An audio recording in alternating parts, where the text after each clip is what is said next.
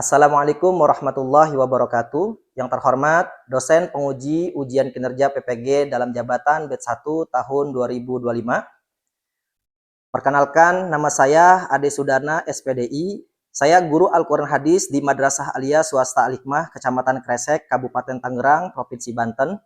Sekaligus saya sebagai mahasiswa PPG dalam jabatan mata pelajaran Al-Quran Hadis batch 1 LPTK YIN Curup Bengkulu tahun 2025. Pada kesempatan kali ini, saya akan melaksanakan kegiatan praktek pembelajaran untuk memenuhi ujian kinerja PPG dalam jabatan batch 1 tahun 2025 dengan mengambil tema pada bab 9, yaitu unsur-unsur hadis, pertemuan ke-1, subtema sanad hadis. Untuk lebih jelasnya, berikut video praktek pembelajaran yang akan saya laksanakan. Mohon masukan dan saran agar kedepannya kegiatan pembelajaran saya menjadi lebih baik lagi. Terima kasih. Wallahul muwaffiq ila aqwamit thoriq. Wassalamualaikum warahmatullahi wabarakatuh. Assalamualaikum warahmatullahi wabarakatuh. Waalaikumsalam warahmatullahi wabarakatuh. Apa kabar semua? Baik. Sudah pada sarapan? Sudah. Sudah. Alhamdulillah. Apa ada yang puasa hari ini? Ada. Biasanya santri itu kan rajin puasa gitu ya. Iya. Seperti biasa, sebelum kita mulai pembelajaran, ya mari kita awali kegiatan ini dengan berdoa terlebih dahulu. Untuk yang memimpin doa siapa? Saya Pak. Oh iya, silakan. Oke teman-teman, sebelum belajar alangkah baiknya kita baca doa. Baca doa dalam hati dimulai. Berdoa selesai. Memberi salam. Assalamualaikum warahmatullahi wabarakatuh. Waalaikumsalam warahmatullahi wabarakatuh. Bapak absen dulu ya.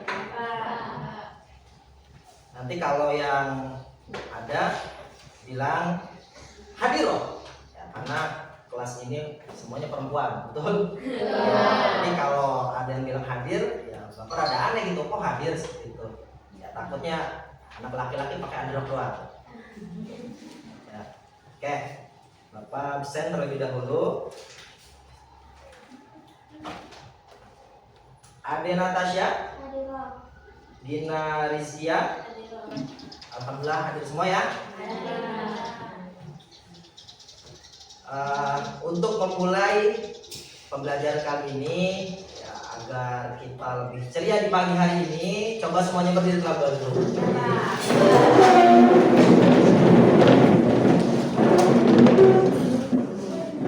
Oke. Coba dirapikan dulu, ya, pakaiannya dirapikan. Ya, ingat anak perempuan itu ya harus selalu menjaga auratnya. Ini tangan ya jangan suka digulung-gulung, ya yang rapi. Untuk memulai, coba masih ingat profil pelajar Pancasila dan Rahmatan lil Alamin? Ingat Akan dibikin lagu itu ya? Iya. Kayaknya lebih asik kalau kita sama-sama menyanyikan lagu ya, profil pelajar Pancasila dan Rahmatan lil Alamin tersebut. Setuju? Setuju. Di pagi hari ini sebelum kita mulai pembelajaran kita bersemangat karena diawali dengan bernyanyi bersukaria seperti itu. Oke, hafal semuanya? Hafal. Oke, ya bareng-bareng. 1, 2, 3. Pelajar Pancasila beriman dan bertakwa pada Tuhan Yang Esa dan berakhlak mulia, berkebinekaan global, gotong royong mandiri, kreatif dan bernalar kritis, ta'adul yang pertama, kedua dan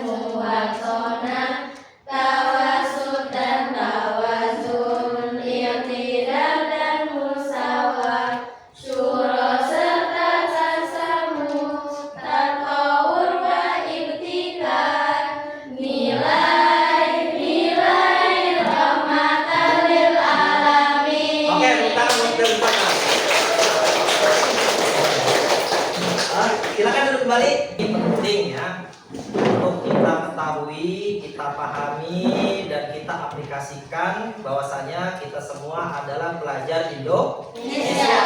Karena pelajar Indonesia itu adalah pelajar yang berprofilkan pelajar Pancasila.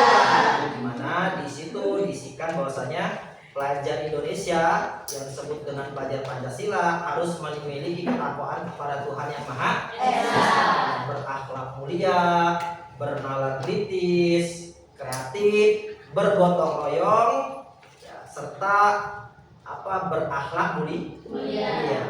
Nah, selanjutnya selain itu yang membedakan kita ya dengan pelajar yang lain, kita adalah pelajar madrasah. Mana pelajar madrasah itu ya ada sisi nilai lebih, yakni sebagai ya profil pelajar rahmatan lil alamin. Jadi kita tidak saja berprofil pelajar Pancasila, tetapi berprofil juga pelajar rahmatan lil alamin. Di mana di situ isinya itu ada ta'adub. Ya, ta'adub itu artinya kita pelajar madrasah ini memiliki adab tata krama. Tawasud itu artinya moderat.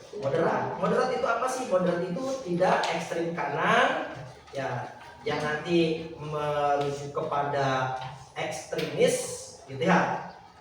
Tidak ekstrim kiri yang nanti merujuknya kepada liberalis, tetapi kita tawasud, ya, moderat, ya, berada di tengah. Kemudian kita juga ya pelajar rahmatan lil alamin yang memiliki ya tasamuh. Tasamuh itu artinya adalah kita bertoleransi. Karena kita ketahui bersama bahwasanya Indonesia ini terdiri dari berbagai macam ragam suku, bangsa, dan agama. Maka kita harus tanamkan dalam diri kita jiwa tasamuh, yakni toleransi. Oke. Pada kesempatan kali ini ya kita masuk ke bab 9 ya. Bab 9 ya Bapak akan sajikan video ya terlebih dahulu untuk kalian literasi, kalian pahami, kalian identifikasi, ya kalian pelajari. Assalamualaikum warahmatullahi wabarakatuh. Halo teman-teman, kita ketemu lagi nih di pembahasan materi Al-Quran Hadis. Kali ini kita akan membahas materi kelas 10 Madrasah Aliyah Sederajat semester 2 dan mulai dari bab 9 menganalisis unsur-unsur hadis. Sebelum kita beralih pada materi, jangan lupa like, komen, dan subscribe ya.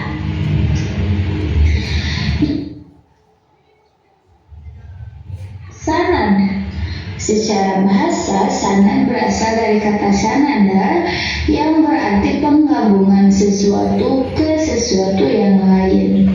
Sedangkan secara terminologi, sanad adalah jalan yang dapat menghubungkan matan hadis sampai kepada Nabi Muhammad SAW. Dengan kata lain, sanad adalah rentetan perawi-perawi atau silsilah.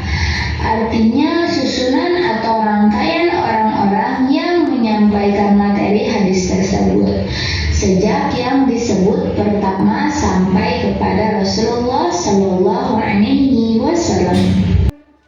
Oke, perhatikan ya sanad hadis, pemahaman dan pentingnya dalam ilmu hadis.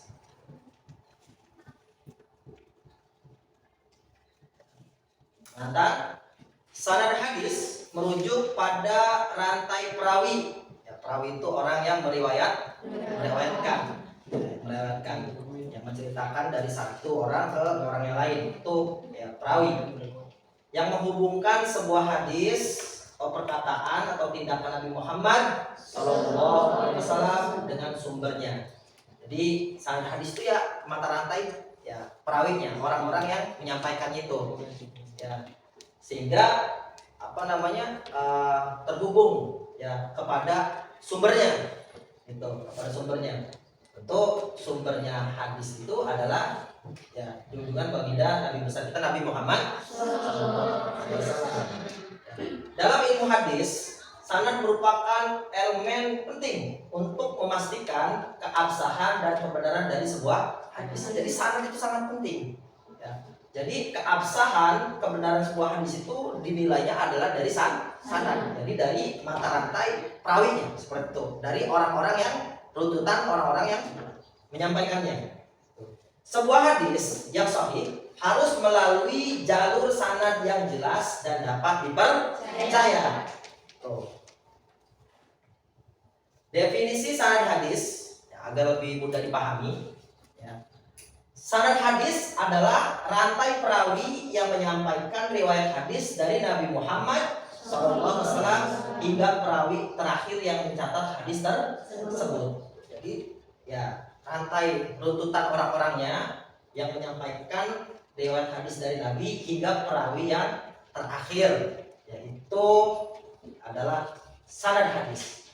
Sanad ini digunakan untuk menilai keaslian hadis. Ingat ya, sanad ini digunakan untuk menilai keaslian hadis.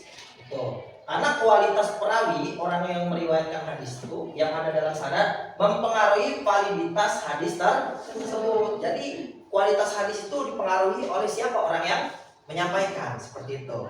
Ya. Nah, rantai runtutan orang-orang yang meriwayatkan inilah yang disebutnya sanad.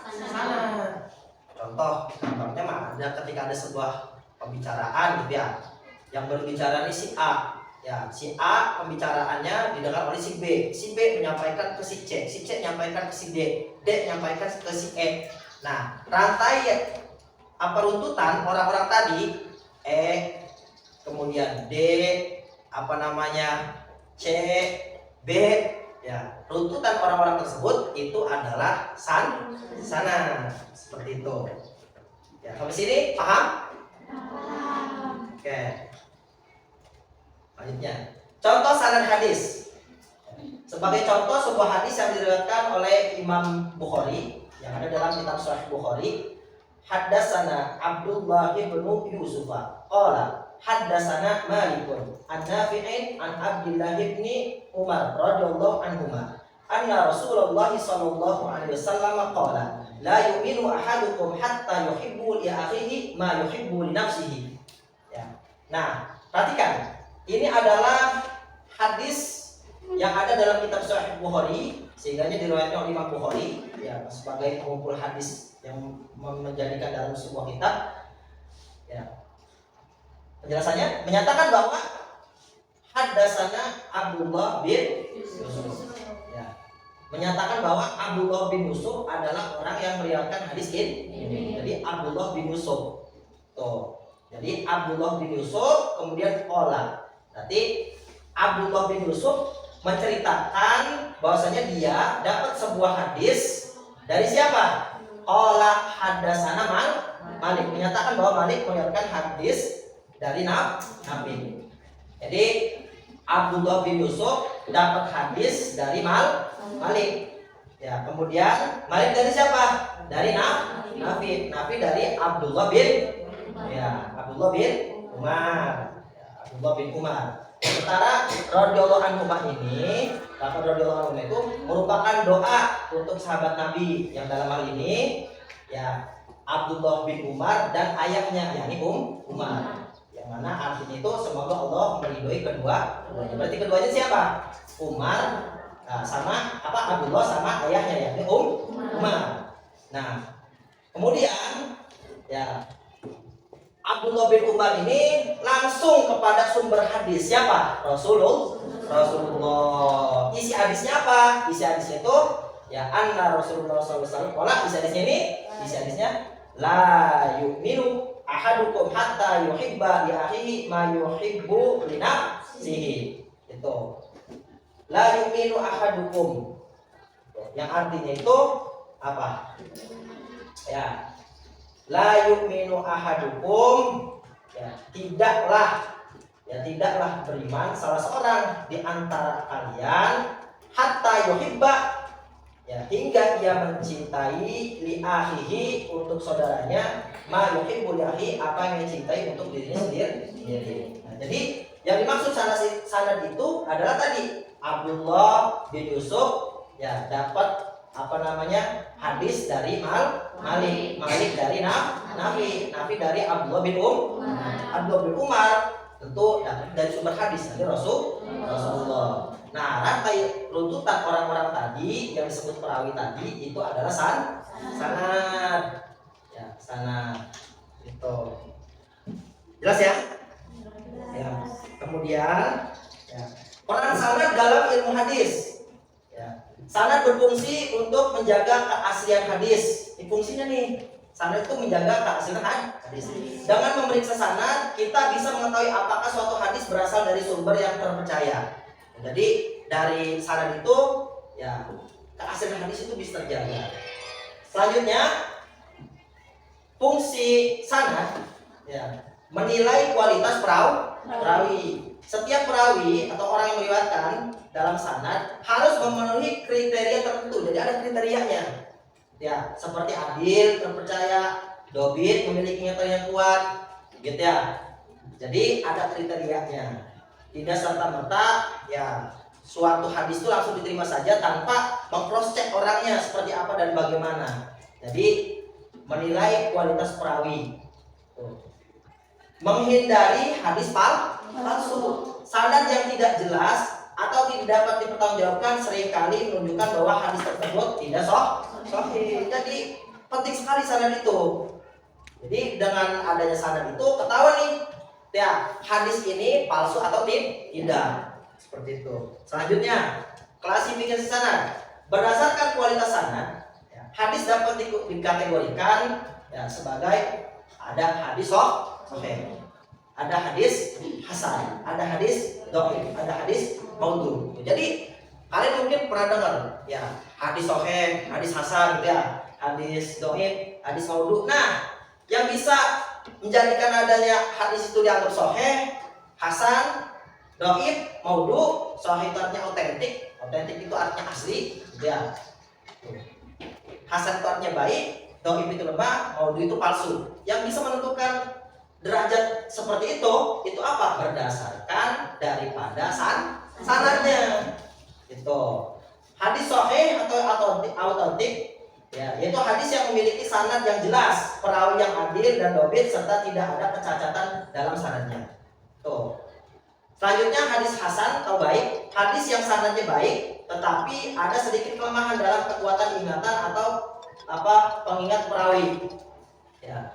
Jadi kalau hadis sahih itu semuanya perfect. Orang-orang yang ada dalam itu ya dobit, kemudian adil, gitu ya. Pokoknya perfect lah orang-orang itu. Jadi orang-orang itu memenuhi standar ya, bisa dikatakan sebagai orang yang dobit, yang adil gitu. Sehingga yang ada hadis tersebut ya menjadi derajatnya sahih. Kemudian ada ya sebenarnya itu hadis, tetapi di rantai runtutan orang ini ada orang yang mungkin rada pelupa kayak gitu ya, ingatnya tidak kuat tuh.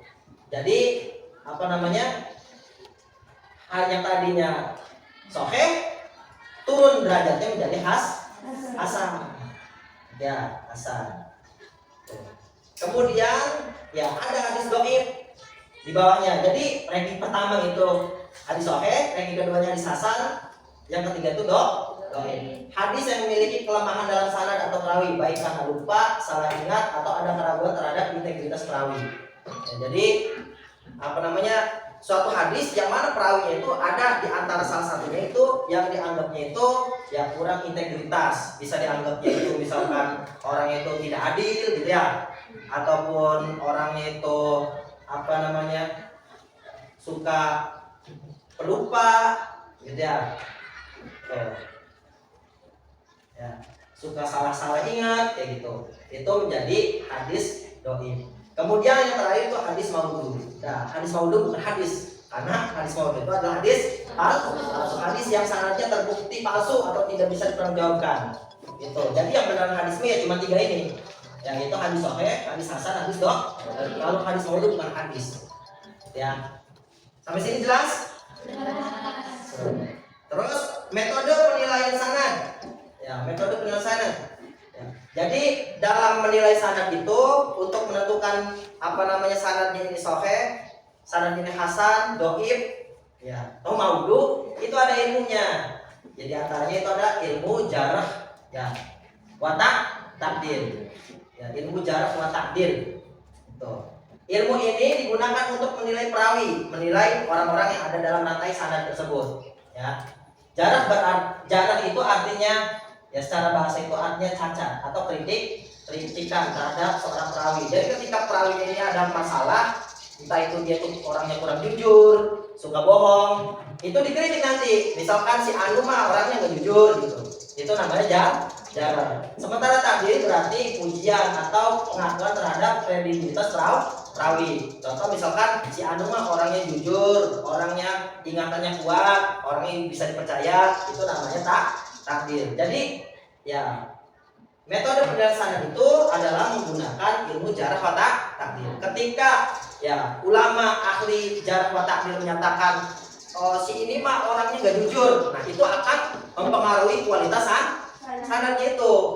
Itu yang tadinya sahih menjadi hasan, yang tadinya hasan menjadi dhaif. Itu ya adalah dengan ilmu jarh wa ta'dil. Kemudian ada tahlil sanad. Ya, tahlil sanad itu ya secara bahasa itu artinya analisis. Tahlil itu artinya analisis. Jadi tahlil sanad itu proses menganalisis setiap perawi dalam sanad untuk memverifikasi apakah mereka memenuhi kriteria sebagai perawi yang dapat diterima. Jadi dianalisis, diteliti orang per orangnya.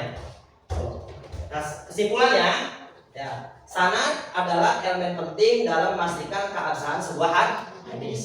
Penting. Ilmu jarh wa ta'dil ya, menjadi alat untuk menilai kualitas perawi dalam sanad. Mungkin ada pertanyaan? Silakan. Saya mau menanya Pak, Ya. apa yang dimaksud dengan sanad hadis dan mengapa penting dalam ilmu hadis? Oh. Ya. Ada lagi? Saya Pak, Ya. disebutkan perbedaan sanad yang sahih, hasan, dhaif, dan maudhu. Oke. Ya. Terus udah gini aja. Biar nggak banyak-banyak, Bapak batas aja pertanyaannya. Ya, 5 aja. Tadi udah 2 kan? Oke, berarti 2 biar 5 berapa lagi? 3 lagi. Oke, 3 lagi lah. Ya, apa? Apa tujuan utama dari ilmu jarh wa ta'dil dalam menilai sanad hadis? Oke. Nah, udah 3 nih. Sama lagi? 2 lagi. Ada? Oke. Bertanya, apa itu tahlil sanad dan bagaimana terdapat di dalam ilmu hadis? Oke, keempat. Satu lagi. Saya Pak, Yang bertanya diganti pertanyaannya. Ya, awas. Nanti bertanya lupa sama pertanyaan sendiri. Ya, ingat pertanyaan. Oke, apa? Apa yang menjadi tantangan dalam menganalisis sanad hadis? Jadi tantangan. Oke. Alangkah elok dan luar biasanya kalau yang menjawab itu benar, Pak. Ya kan tadi kalian sudah menyaksikan video, ya kan? Menyaksikan apa namanya presentasi tentang sanad hadis. Alangkah baiknya ya pertanyaan dari kalian, ya kalian pula yang mencari jawabannya. Setuju? Setuju. Ya kan? Bapak sudah memberikan video pembelajaran, memberikan apa namanya presentasi tentang apa itu sanad dan selebihnya. Kalian pun punya buku kan? 3 buku kan masing-masing kan? Ya, buku pelajaran kan? Oke, ya. Tadi ada 5 pertanyaan. Ya, kelas ini kan jumlahnya ada 20 ya. Oke, berarti dibuat kelompok aja. Ya, kelompoknya ini berarti 20 bagi 5 berapa? 4. Berarti 4. Nah, berarti ini meja juga masih ada 20. Udah gini aja. Ya, meja 1, 2, 3, 4 disatuin nanti jadi satu kelompok. Oke? 1, 2, 3, 4 rapetin jadi kelompok. 1, 2, 3, 4 rapetin jadi satu kelompok. Seperti itu ya. Oke? Ya Pak. Dah buat terang. Oke, tadi apa namanya? Yang nanya pertama siapa itu? Silvia. Oke, yang nanya pertama 1. Apa tadi pertanyaannya? apa yang dimaksud dengan sanad hadis? Apa yang dimaksud dengan Sanad hadis Sanad hadis. Kemudian Dan mengapa penting dalam ilmu hadis? mengapa penting? Penting dalam Ilmu hadis. ilmu hadis. Hadis. Udah kan? Coba pertanyaan-pertanyaan tersebut ya diskusikan oleh masing-masing kalian dalam kelompok. Kemudian ya hasil diskusinya kalian masukkan ya ke kertas ini ya, yang nanti akan dipresentasikan di depan teman-teman kalian ya. Ya.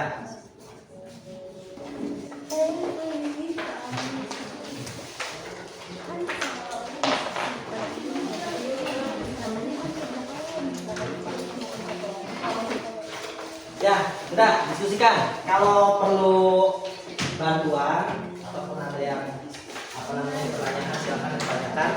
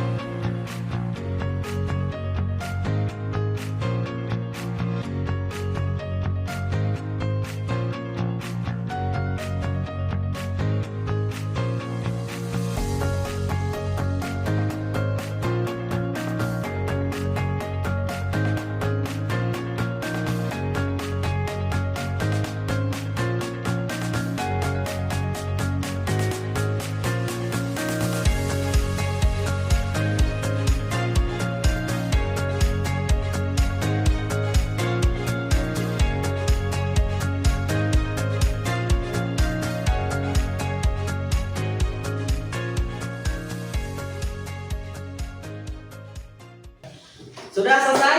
Sudah. Oke, nanti ya masing-masing kelompok maju untuk mempresentasikan hasil dari diskusi ya masing-masing kelompok. Ya. Jadi dipresentasikan ke teman-temannya dan yang lain menyimak ya. Iya, Pak. Apa yang dipaparkan atau dipresentasikan oleh kelompok yang sedang maju ke depan. Tuh. Iya, Pak. Nanti teknisnya masing-masing kan ada 4 ya, ada 4. Nanti yang 2 megangin, gitu ya, kayak megang bendera, gitu. Yang apa namanya yang 2 di depannya itu menerangin, ya. Oke, Yang Pak. 2 di depannya menerangin, yang satunya itu megangin. Oh iya, Pak. Iya, Pak. Siapa? Iya, Pak. Nanti kalau sudah dipresentasikan, ya nanti dipajang ya di sini nih, ya. Hasilnya Pak. Iya. Oke, dari kelompok berapa dulu nih? 1.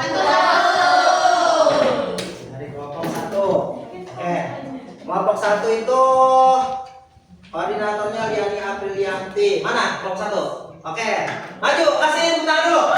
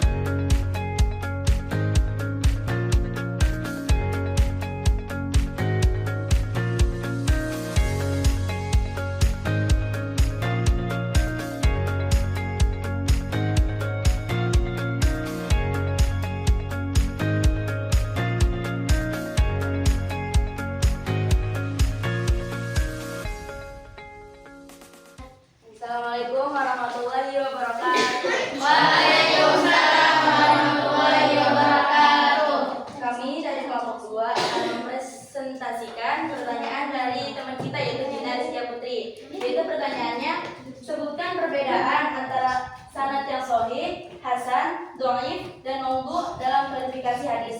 Maka di sini kita akan paparkan satu persatu pertanyaannya. Yang pertama yaitu hadis sahih. Hadis sahih adalah hadis yang memiliki sanad yang lengkap dengan perawi yang adil atau terpercaya dan dobit atau pemilik daya ingat yang kuat serta tidak ada kecacatan dalam sanad. Kemudian kedua, hadis hasan. Hadis yang sanadnya cukup baik tetapi ada sedikit kelemahan dalam kekuatan ingat dan perawi. Kemudian hadis yang ketiga yaitu hadis dhaif.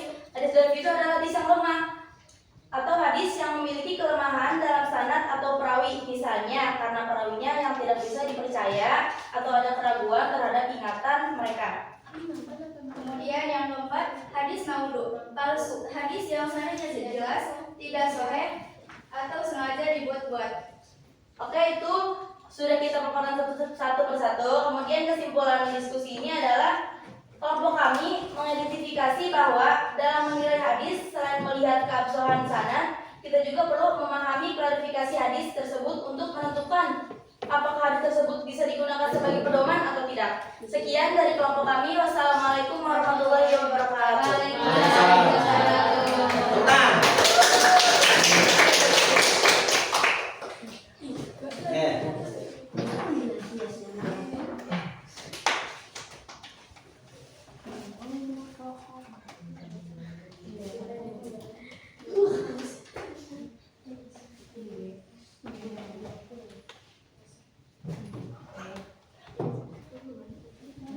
Oke, selanjutnya kelompok 3.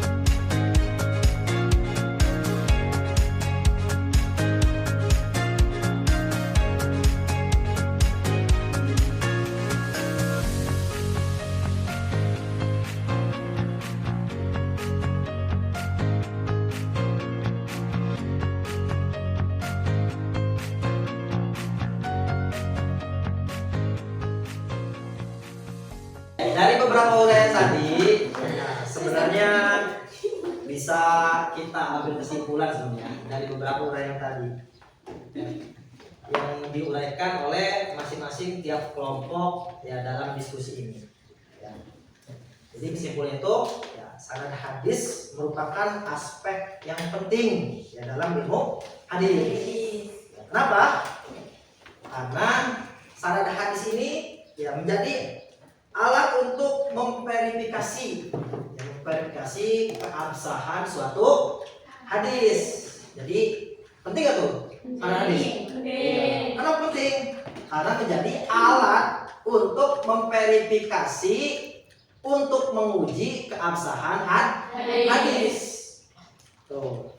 Ya makanya ketika kita nemu hadis yang belum masyhur, baru kita dengar dan di situ tidak ada sanadnya, maka ya di situ kita harus ya berhati-hati, jangan begitu saja kita langsung menerima, ya melainkan kita harus ya verifikasi terlebih dahulu keabsahannya.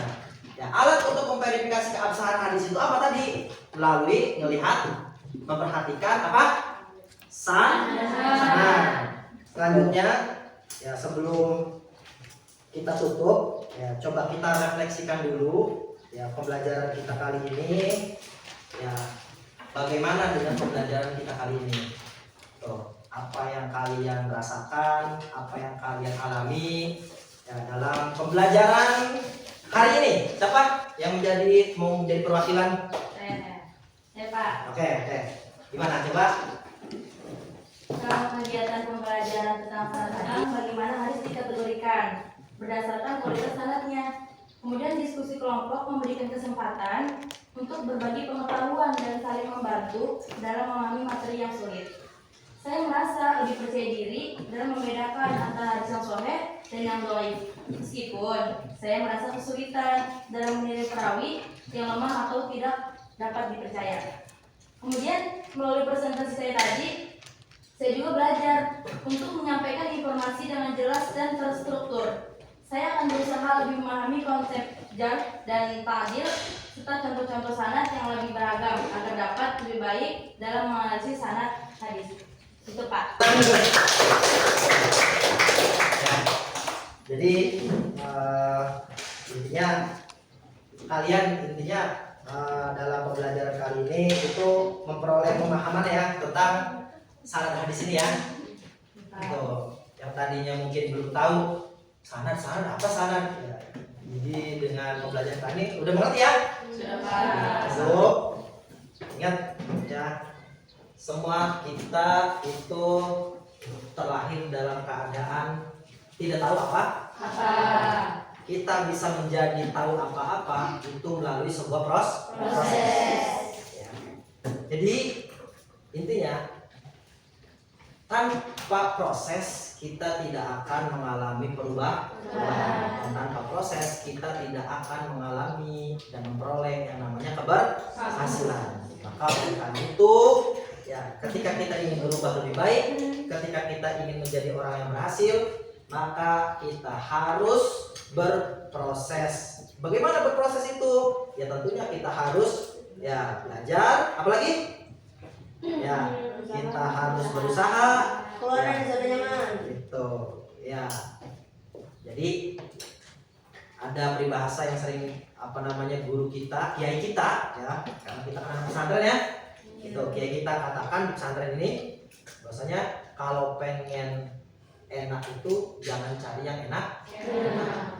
Karena kalau cari yang enak-enak nanti gak bakal ketemu enak. Maka carinya itu yang itu yang enak, yang susah. Orang kalau nyarinya yang susah-susah maka nanti akan ketemunya enak. Maksudnya ya kenikmatan, keenakan, keberhasilan itu ya tentu diperolehnya dengan perjuangan dan usaha.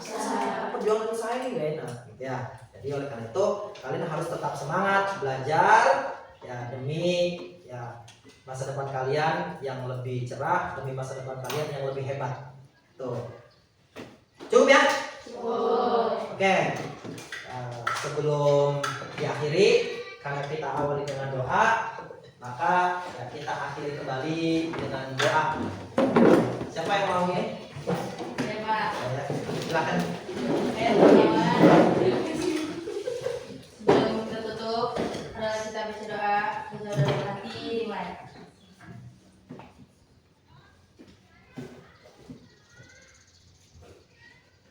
Sudah selesai memberi salam. Assalamualaikum warahmatullahi wabarakatuh.